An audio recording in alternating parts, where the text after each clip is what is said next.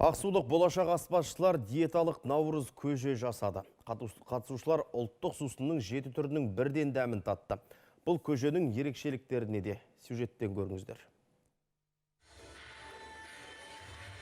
Жаяумыс атындағы көпсалалы колледжде қош келдің әз наурыз шарасы өтті. Онда көрме ұйымдастырылып, қонақтар ұлттық сусыннан дәм татты. Мәртебелі меймандар қатарында Ақсудың құрметті азаматтары, колледж серіктестері болды. Жас ұрпақтың бойына рухани адамгершілік құндылықтарды қалыптастыру қажет. Осындай мақсатта адамның үйлесімді дамуы ұлттық институты білім беру бағдарламасы бойынша дәрістер өткізіп жатыр. Осы дәріске келген ұстаздармен бірге келіп отырмыз.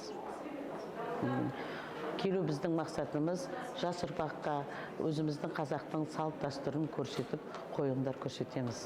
Наурыз тойына арналып 7 түрлі наурыз көжесі әзірленді.